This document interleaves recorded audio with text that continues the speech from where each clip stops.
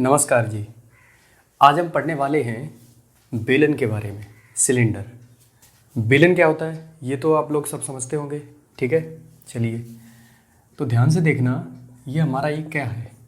तो आप कहेंगे सर ये तो एक सर्कल है, बिल्कुल सही बात। ऐसे ही ये भी क्या है, तो कहेंगे सर ये भी एक सर्कल है, ठीक है ना। तो अगर हम आपसे बोलें कि ऐसी आकृति जिसका बेस, इसको बोल सकते हैं ना कि ये बेस है, ठीक। इसको क्या बोल सकते हैं कि ये टॉप है।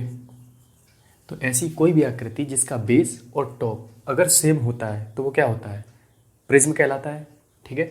तो बेलन भी एक क्या है, एक प्रिज्म का काम करता है। इस बात को क्लियर समझ पाए, ठीक है ना। तो अगर हम इसके आयतन की बात करें तो आयतन क्या होता है, प्रिज्म का आयतन। चलिए देखते हैं, अगर हम कहें कि इसका आयतन क्या होगा तो हम क्या लिख सकते हैं, बेस एरिया यानी कि आधार का क्षेत्रफल, आधार का क्षेत्रफल इंटू ऊंचाई। समझ पाए, प्रिज्म का आयतन यही होता है। अब समझे, इसका जो आधार है, बेस है, वो है क्या, आप कहेंगे कि एक सर्कल है, ठीक है ना। तो ऐसा सर्कल जिसकी रेडियस r है, तो हम पूछेगा इसका एरिया, तो आप बता सकते हैं एरिया क्या होगा। तो आप कहेंगे सर बिल्कुल पाई आर स्क्वायर। तो आधार जो हमारा एक सर्कल का काम कर रहा है उसका क्षेत्रफल पाई आर स्क्वायर होगा। तो क्या हम उस पाई आर स्क्वायर को यहाँ रख सकते हैं, बिल्कुल रख सकते हैं, इनटू ऊंचाई। ऊंचाई क्या है, तो आप कहेंगे सर बेलन की ऊंचाई जो है वो h है, तो हम h यहाँ पे लिख देंगे। इसीलिए वॉल्यूम का जो फॉर्मूला बनता है तो वो क्या बनता है, पाई आर स्क्वायर एच। इस बात को समझ पाए। अब ये सर्कल कैसे बनना है वो तो आपको समझ आ रहा है ना। ये 2D में है, आप 3D में अगर देखने की कोशिश करेंगे, ये ऑब्जेक्ट नज़र आ रहा है, ये क्या है, एक सिलेंडर है। नीचे देखेंगे बेस और टॉप, तो दोनों क्या है, ये दोनों के दोनों सर्कल हैं। इस बात को समझ पाए, ये पूरा सर्कल और ये भी सर्कल, और ये दोनों सर्कल आपस में बराबर होते हैं, इस बात का भी ध्यान रखना, ठीक। तो इसीलिए इसका जो बेस है और टॉप है वो क्या है, एक सर्कल है जिसकी रेडियस r है। एरिया क्या हो जाएगा, पाई आर स्क्वायर। अगर आधार के क्षेत्रफल की बात करें तो वो पाई आर स्क्वायर निकला, ऊंचाई हमारी h है, तो वॉल्यूम का फॉर्मूला क्या बना, पाई आर स्क्वायर एच, ठीक है। रटना नहीं है, बस समझना है, ठीक। अब समझते हैं वक्रपृष्ठ, ठीक है। इसी को बोल सकते हैं कर्व्ड सरफेस एरिया, ठीक। तो वो क्या होगा, तो हमने बताया था बेस और टॉप को छोड़ के जो भी आपका राउंड में एरिया आएगा वही क्या है, curved surface area, lateral surface area, या फिर कह लें वक्रपृष्ठ। इस बात को समझ पाए, तो समझे। अब ये हमारा जो बेलन है वो एक प्रिज्म का काम कर रहा है, प्रिज्म का उदाहरण है। तो प्रिज्म का जो वक्रपृष्ठ था वो था क्या, तो आप कहेंगे सर आधार का परिमाप। प्रिज्म का वक्रपृष्ठ क्या था, आधार का परिमाप इंटू ऊंचाई, यही तो फॉर्मूला बताया था, ठीक है। तो आप समझे, आधार का परिमाप, बेस हमारा जो है वो एक सर्कल है, इसकी पेरीमीटर यानी कि सरकमफ्रेंस, पेरीमीटर का मतलब घेरा हुआ यानी कि सरकमफ्रेंस, तो वो क्या थी, 2 पाई आर। ये चीज़ें तो समझ में आ रही हैं। चलिए, आधार का परिमाप की जगह 2 पाई आर लिख सकते हैं, इंटू ऊंचाई हमारी क्या है, वो h है, तो h। तो हमारा तो CSA का जो फॉर्मूला बना वो क्या बना, 2 पाई आर एच। इस बात को समझ पाए, यहाँ तक चीज़ें क्लियर हैं। अब चलते हैं इसके टोटल सरफेस एरिया के पास। तो टोटल सरफेस एरिया क्या था, तो हमने बताया था बेस और टॉप को भी अगर ऐड कर दें तो वो टोटल सरफेस एरिया हो जाता है। अगर हम बात करें वक्रपृष्ठ, तो वक्रपृष्ठ हमारे पास क्या आया, तो आप कहेंगे 2 पाई आर एच प्लस। अब समझिए, बेस जो है वो भी एक सर्कल है, टॉप हमारा वो भी एक सर्कल है, तो क्या हम 2 सर्कल का एरिया ऐड कर सकते हैं, तो हमारे पास क्या आ जाएगा, टोटल सरफेस एरिया। तो या तो इसको ऐसे ही रखो, या फिर हम दोनों से 2 पाई आर कॉमन ले सकते हैं, तो बचेगा क्या, h प्लस आर। यही हमारा क्या है, संपूर्ण पृष्ठ का फॉर्मूला। आप इसको डायरेक्ट याद रखते हैं, ठीक है, लेकिन वो बनता कैसे, वो ऐसे बनता है, ठीक है ना। तो रखना कैसे याद, ऐसे याद रखना है कि वक्रपृष्ठ 2 पाई आर एच में अगर 2 सर्कल का एरिया जोड़ दें, जो कि आपका एक नीचे होता है एक ऊपर होता है, तो हमारे पास बन क्या जाता है, संपूर्ण पृष्ठ, टोटल सरफेस एरिया। इस बात को के लिए समझ पाए। अब बेलन के अलावा आपके पास एक फॉर्मूला पूछा जाता है कि होलो सिलेंडर का क्या होता है, ठीक है ना। तो होलो सिलेंडर में ज़्यादातर स्टूडेंट्स की समस्या रहती है कि फॉर्मूले नहीं याद हो पाते, ठीक है, लेकिन बनेंगे कैसे वो अगर आपने याद रख लिया तो कभी नहीं भूलोगे, ठीक। तो चलिए देख लेते हैं होलो सिलेंडर के बारे में। चलिए, अब अगर हम बात करें होलो सिलेंडर, तो होलो सिलेंडर क्या होता है, एक बड़े सिलेंडर के अंदर एक छोटा सिलेंडर होता है, उसको निकाल दिया जाता है, ठीक है ना। स्मॉल आर ये है, छोटे वाले सिलेंडर की बात करें तो इसकी रेडियस क्या है, स्मॉल आर, बड़े वाले की पूरे की कैपिटल आर, ठीक है ना। ऊंचाई कितनी है, वो एच है, ठीक है ना। तो एक्चुअल में ये होता कैसा है, वो इस तरीके से दिखता है, ये पूरा ठोस होता है, बीच में अंदर वो खाली होता है, ठीक है ना। चलिए इस ऑब्जेक्ट को देखिए, अभी आप देखेंगे तो ये पूरा देखो ठोस है, ठीक है ना। तो ये सिलेंडर है, अभी ये होलो नहीं है। होलो कब बनेगा, ये अंदर वाला पार्ट है ना, ये आप मान के चलें ये गोल है, ठीक है ना, ये सिलेंड्रिकल है, ठीक। तो अगर अंदर वाले सिलेंडर को आप निकाल देंगे बाहर तो आपके पास ये होलो बन गया, ठीक है ना, एक अंदर एक बाहर, ठीक। और जो ये पार्ट बचा ये आपका ठोस है, इस बात को समझ पाए। यही है आपका होलो सिलेंडर, कि आपके पास क्या है, एक बड़ा ठोस था, उसके अंदर से एक छोटा वाला ठोस निकाल दिया गया, तो आपके पास जो खाली जगह बची ये वाली, यही होलो कहलाएगी, ठीक है ना। खोखला, खोखली यही हो गई। बाकी इधर वाला जो ये पार्ट है ये आपका ठोस है, इस बात को समझ पाए। ये छोटे वाले की जो रेडियस है वो आर है, बड़े वाले की बाहर तक देखी जाए तो वो कैपिटल आर है। ऊंचाई तो दोनों की सेम ही है, वो एच होगी, इस बात को समझ पाए। चलिए तो अब हम इसके अगर वॉल्यूम की बात करें, आयतन क्या होगा, तो वो कैसे निकालेंगे आयतन। अब आयतन का एक दूसरा मतलब भी होता है वजन, भार, ठीक है ना। फिजिक्स में नहीं जाना है, वजन सिंपली समझे। आयतन का दूसरा मतलब होता है वजन। जैसे कभी कभी आपसे बेलनाकार रॉड का या फिर बेलनाकार सिलेंडर ही होता है तो उसका वजन पूछ लेता है, ठीक है। तो उस वक्त आप क्या निकालते हैं, वॉल्यूम, इस बात को समझ पाए। तो आयतन का दूसरा मतलब होता है वजन, ठीक है ना। अब समझें, इसका अगर आपको वजन निकालना है तो वजन कैसे निकाल सकते हैं, प्रैक्टिकली थोड़ा सोचें। अटेंशन की बहुत ज़रूरत है, तो कृपया करके अटेंशन बनाए रखें, ठीक है ना। वजन अगर हम निकालेंगे तो वो कैसे निकालेंगे, आप कहेंगे सर बड़े वाले से अगर छोटा वाला जो निकाला है उसको घटा दें तो क्या हमारे पास वजन आ जाएगा, तो कहेंगे बिल्कुल आ जाएगा। तो समझिए इस बात को, एक बार को मान के चलें आप ये खोखला नहीं है, ठीक है ना। अगर ये खोखला नहीं है तो कैपिटल आर होगी इसकी रेडियस, एच होगी इसकी ऊंचाई। तो इस सिलेंडर का अभी अभी आपको आयतन बताया वो क्या था, तो आप कहेंगे पाई आर स्क्वायर एच, इस बात को समझ पाए। अब यहाँ से जो दूसरा निकाला गया है छोटा वाला, वो हम मान लेते हैं ये निकाल दिया, ठीक। इसकी रेडियस है वो स्मॉल आर, ऊंचाई इसकी भी कितनी है एच। तो अगर इसका वजन निकालना है तो आयतन इसका भी घटा दो, pi small R square H. इस बात को समझ पाए कि नहीं समझ पाए। हमने क्या किया, बड़ा वाला जो बेलन था उससे छोटा वाला जो निकला है जिससे कि हमारा ये खोखला बेलन बना है, तो बड़े वाले आयतन से छोटा वाला आयतन घटा दो, तो हमारे पास क्या है, इस खोखले वाले का वजन आ जाएगा, आयतन आ जाएगा। बस वही हमने किया है, ठीक। अब देखो हमने क्या किया, pi r square minus are square into H, ये चीज़ लिख सकते हैं। पाई एच हमने दोनों से कॉमन ले लिया, यहाँ से बचा कैपिटल आर स्क्वायर, यहाँ से बचा स्मॉल आर स्क्वायर, ठीक है ना। तो याद तो आपको इसी फॉर्म में रखना है, इस बात को समझ पाए। बाकी सिंपलेस्ट फॉर्म बना लेते हैं, पाई एच कॉमन ले लिया तो capital R square minus are square. अब ध्यान से देखना, आप अगर इतने में देखें तो क्या ये वर्गांतर का फार्मूला बनना है, ए स्क्वायर माइनस बी स्क्वायर, तो क्या हम वर्गांतर का फार्मूला लगा सकते हैं।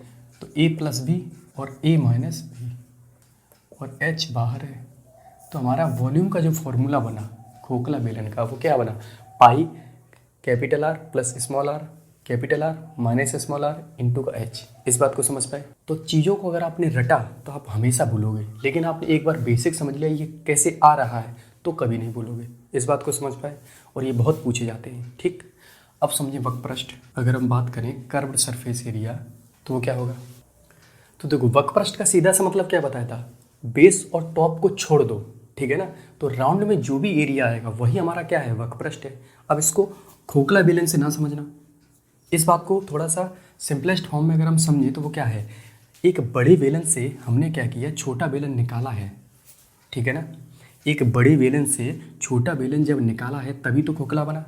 तो आप हमको ये बताएं इसके चारों तरफ वाले एरिया पे क्या कोई फ़र्क पड़ा, तो आप कहेंगे बिल्कुल नहीं, क्योंकि बाहर वाला जो चारों तरफ वाला एरिया उसमें कम तो कुछ हुआ नहीं, ऐड और हो गया। क्या ऐड हो गया कि आपने जब ये बेलन ये वाला छोटा निकाला तो इसने भी तो अपना राउंड छोड़ा है, जगह छोड़ी है कि नहीं छोड़ी है, इस बात को समझ पा रहे हैं। अगर हम कहें बेस और टॉप को छोड़ दो तो राउंड वाला एरिया है, तो राउंड वाला देखो ये पूरा है, राउंड है, ठीक है। अब आप हमको बताना, जब हमने यहाँ से छोटा वाला एक बेलन निकाल लिया तो उस बेलन ने इस राउंड वाले पे कुछ फ़र्क पड़ा, कोई नहीं फ़र्क पड़ा। उल्टा उसने क्या किया, यहाँ पे हमारी ये जो जगह शेप बना दी वो भी एक बेलन की बना दी, तो वो उसने एरिया ऐड कर दिया, इस बात को समझ पाए। तो अगर हम कहें कि वक्र पृष्ठ क्या होगा तो आप कहेंगे सर बड़े वाले का तो था ही 2πr/h प्लस छोटा वाला जब निकल के बाहर गया तो उसने भी तो अपनी जगह छोड़ी, तो वो ऐड हो जाएगा 2πr/h। इस बात को समझ पाए। अब बहुत से लोगों को पच नहीं रहा होगा कि सर प्लस क्यों किया, तो बात को समझिए। हमको लेना है एरिया, जो भी बेस और टॉप छोड़ के एरिया हमारे पास आएगा वो एरिया लेना है। तो जब एरिया लेंगे तो पहले तो बड़ा वाला तो पूरा ही लेना है 2πr/h, ठीक है ना। अगर अंदर ठोस होता तो हम केवल इतने से काम चला लेते, लेकिन उसने क्या किया, जब छोटा वाला यहाँ से निकाला तो ये देखो शेप, ये अंदर वाली जो शेप बनी ये भी तो छूट गई है शेप। तो अगर ये शेप छूट गई तो अंदर वाली शेप भी लेनी है हमको, तो वो क्या है 2πr/h। इस बात को समझ पाए। ये वजन नहीं है जो कि हम बड़े वाले से छोटा वाला घटा देंगे। देखो वॉल्यूम में क्या था, हमने बड़े वाले से छोटा वाला घटाया क्योंकि वो निकल के बाहर चला गया, क्योंकि हमको वजन चाहिए था। यहाँ पे चाहिए एरिया, तो बाहर वाला तो पूरा लेना ही लेना है, लेकिन अंदर से जब वो निकला तो उसने अपनी शेप छोड़ी बेलनाकार, तो उस बेलनाकार शेप का हमको वक्र पृष्ठ लेना पड़ेगा, तो इसीलिए ये हमको ऐड करना पड़ा। इस बात को समझ पाए। तो यहाँ तक बात क्लियर है, ठीक है ना। अब चलते हैं संपूर्ण पृष्ठ में। चलिए अब देखते हैं कि total surface area. Total surface area कैसे निकलेगा, तो ध्यान से समझिए। देखो वक्र पृष्ठ में जो ये आपने घुमावदार लिया है, इसमें बेस और टॉप ये दोनों को अगर ऐड कर देंगे तो हमारे पास क्या बन जाएगा, संपूर्ण पृष्ठ बन जाएगा, टोटल सरफेस बन जाएगा।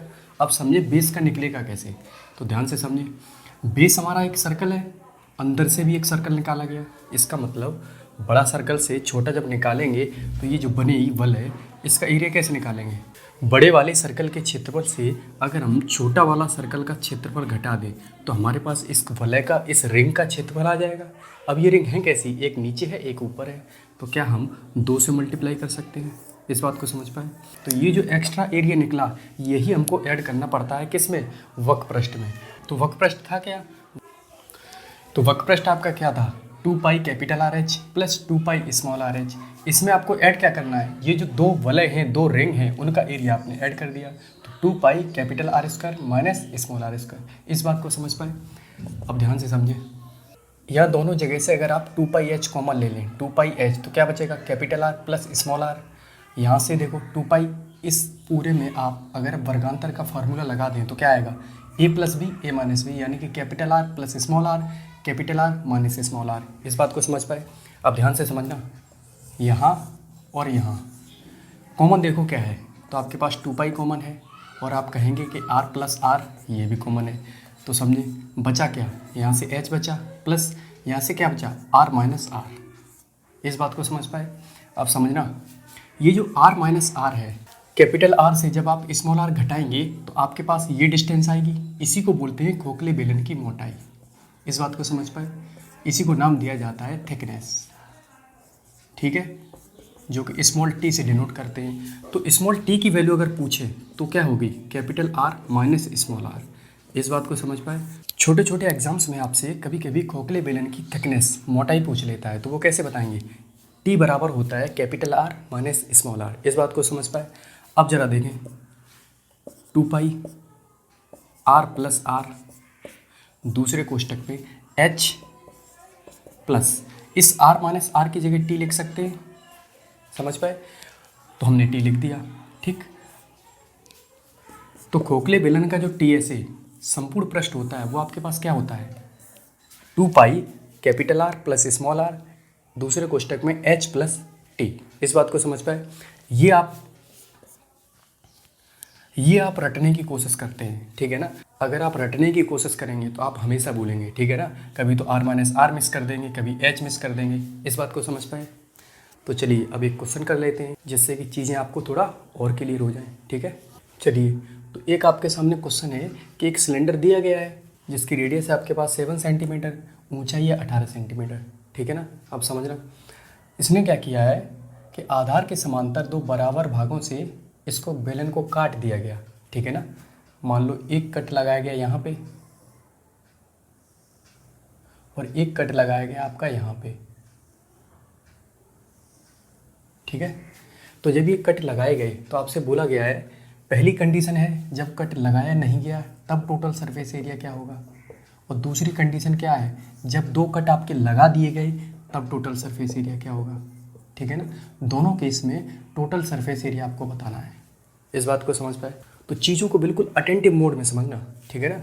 देखते हैं, अगर हम बात करें पहली कंडीशन की, तो पहली कंडीशन की तो कट लगाए नहीं गए, तो टोटल सरफेस एरिया क्या होगा? तो आप सिंपल बोल देंगे कि टोटल सरफेस एरिया जो होगा वो क्या होगा, फॉर्मूला क्या होगा, 2πr h+r, यही तो होता है। तो देख लेते हैं, 2 इंटू पाई की वैल्यू 22/7 इंटू आर की वैल्यू 7, तो ये क्या बचा 18 + 7, ठीक है ना। 7 से 7 कैंसिल, 44 इंटू 25, ठीक है ना। देख ली, 25 चौक 100, 10 110, समझ पाए। 25 का गुणा करेंगे तो 1100 सेंटीमीटर स्क्वायर। इस बात को समझ पाए। अब ये कट लगाया नहीं गया था तो टोटल सरफेस एरिया हमारे पास क्या आएगा, 1100 सेंटीमीटर स्क्वायर। अब सेकंड कंडीशन क्या है कि कट लगा दिए गए। अब इस चीज़ को आपको देखना आना चाहिए, ठीक है ना। तो पहली कंडीशन में आपका टोटल सरफेस एरिया आया 1100 सेंटीमीटर स्क्वायर, जो कि हमने वहाँ लिख लिया, ठीक है ना। अब दूसरी कंडीशन क्या है कि आपके 2 कट लगाए गए, ठीक है ना। अब समझे, हमारे पास एक बेलन है, मान लो एक कट यहाँ से लगाया गया, तो जैसे ही कट लगाएंगे तो ये हिस्सा ऐसे हट जाएगा। तो एक बेलन ये भी तो हुआ जिसमें आपकी रेडियस 7 सेंटीमीटर है और ऊंचाई मान लो कुछ होगी। जब आपके कट लगाएंगे तो ऊंचाई बढ़ जाएगी, ठीक है ना। तो वो कैसे बनेगी, तो देखो, तो क्या हम इस चीज़ को इस तरीके से बना सकते हैं। तो ध्यान से समझना, जब 2 कट आपने लगाए तो इसके पार्ट हो कितने जाएंगे। तो आप कहेंगे सर देखो, एक कट जब यहाँ लगाया तो आपने सीधा उठ गया, एक आपका पार्ट ये निकल आया, एक बीच में रह गया वो ये रहा, लास्ट वाला ये रहा, तो 3 पार्ट में डिवाइड हो जाएगा, ठीक है।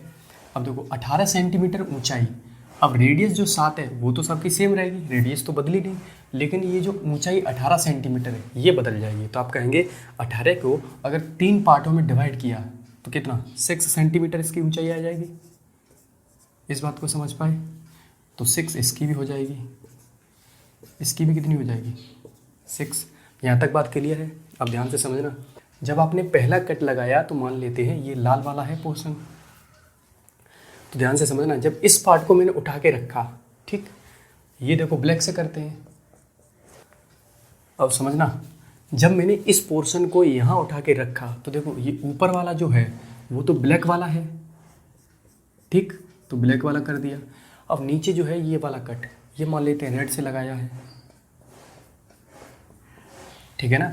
अब इसी को जब इसके ऊपर रखेंगे तभी तो इतना पोर्शन बनना है, तो जब इसके ऊपर से हटाया है तो ये रेड है, तो ये भी क्या होगा, रेड। इस बात को समझ पाए। अब मान लो ये भी रेड से कट लगाया है, तो देखो इस वाले पोर्शन को जब मैंने हटाया तो देखो एक निर्माण ये हुआ, यही वाला तो ये है, तो ये भी क्या होगा, रेड, ठीक है, और ये भी क्या होगा, रेड। और नीचे वाला जो था वो आपका कैसा है, ब्लैक, ठीक है ना। तो ये कैसा हो गया, ब्लैक। अब ध्यान से समझना, कट आपने एक लगाई लेकिन ये उठाने से आपके 2 सर्कल का निर्माण हो रहा है। इस बात को तो समझ पा रहे हैं ना, समझे। कट आपने एक लगाया लेकिन आप जैसे ही उठाएंगे तो देखो एक तो सर्कल ये बन गया, एक सर्कल ये बन गया, एक कट लगाने से 2 सर्कल का निर्माण होता है। तो इस चीज़ को समझ पा रहे हैं ना, कट आपने एक लगाएंगे तो आपका सर्कल कितने बनेंगे, एक तो ये बच गया, एक ये निर्माण हो गया। एक कट लगाने से 2 सर्कल का निर्माण होता है। इस बात को तो समझ पा रहे हैं। अब इसी चीज़ को ज़रा सोचें, हमने इसको यहाँ रख दिया, इसको नीचे रख दिया, तो आपका सीधा बन जाएगा ना बेलन। अलग अलग हटा दिया तो देखो एक सर्कल यहाँ रह गया, एक सर्कल ये इसी का आपस में जॉइंटी ही तो है, तो एक कट से 2 सर्कल का निर्माण होगा। आपने लगाए कितने कट हैं, 2, तो 4 सर्कल बनेंगे, कौन से, 1 2 3 4। इस बात को समझ पाए। आपस में सब मिला देंगे तो देखो ऊपर वाला ये रह जाएगा, नीचे वाला ये। यहाँ तक बात क्लियर है। अब इसके टोटल सरफेस एरिया की अगर हम बात करें तो टोटल सरफेस एरिया क्या होगा, 2πr h+r। यहाँ तक बात क्लियर है। अब देखो इसकी भी रेडियस 7 ऊंचाई 6, रेडियस 7 ऊंचाई 6, रेडियस 7 ऊंचाई 6, ठीक है ना। तो सबके जो टोटल सरफेस एरिया होंगे वो 2πr h+r ही होंगे। अब ये हैं कितने, 3 हैं, तो 3 का हमने मल्टीप्लाई कर दिया। इस बात को समझ पा रहे हैं। अब समझें, 2 पाई की वैल्यू 22/7, आर की वैल्यू 7, एच की वैल्यू 6 है, आर की वैल्यू 7 इंटू 3। अब 7 से ये 7 कैंसिल, तो 44, 13 तिया 7 6 13, 13 का गुणा 3 में करेंगे तो 39। समझ पाए ना। अब देखो 44 का गुणा 39 से करेंगे तो थोड़ा सा कठिनाई होगी। 44 का गुणा अगर हम 40 से कर दें तो कोई समस्या। तो देखो हमने क्या किया, 39 को 40 - 1 लिख सकते हैं ना। अब करने में थोड़ा सिंपल हो जाएगा, तो ध्यान से समझ लें। 16 1760 माइनस 44, आपके पास क्या आया, 60 से 44 घटाएंगे तो 1716, ठीक है ना। इतने क्या, सेंटीमीटर स्क्वायर। ठीक, तो जब आपने कट लगाए तब आपके पास टोटल सरफेस एरिया क्या आया, 1716 सेंटीमीटर स्क्वायर। इस बात को समझ पाए, यहाँ तक बातें क्लियर हैं। अब ये कैसे हो रहा है, बस इसी चीज़ को देखना है। तो ये आप ऐसे क्वेश्चंस आप कब कर सकते हैं, ठीक है ना। तो वैसे तो आपके ये एसएससी सीजीएल के क्वेश्चंस हैं, ठीक है ना। लेकिन अदर एग्जाम्स में भी अगर क्वेश्चंस को थोड़ा सा घुमाएगा तो आपके रटे हुए फार्मूले काम नहीं आएंगे। कि आपको रटा हुआ है कि वेलन का आयतन होता है पाई आर स्क्वायर एच, वक्र पृष्ठ होता है 2 पाई आर एच, संपूर्ण पृष्ठ होता है 2 पाई आर एच प्लस आर। ये चीज़ें रटी हुई काम नहीं आएंगी। चीज़ों को समझ लेंगे अगर कि वक्र पृष्ठ क्या बनता है, संपूर्ण पृष्ठ क्या बनता है, तभी ये सवाल पॉसिबल है। इस बात को समझ पाए। तो होमवर्क क्वेश्चन आपके लिए है क्या, जब आपके कट नहीं लगे हैं तो आपको वॉल्यूम और कर्व्ड सरफेस एरिया, दो चीज़ें आपको बतानी है। कमेंट करके आंसर बताना। तो चलिए आज के लिए फिर इतना ही रखते हैं। धन्यवाद।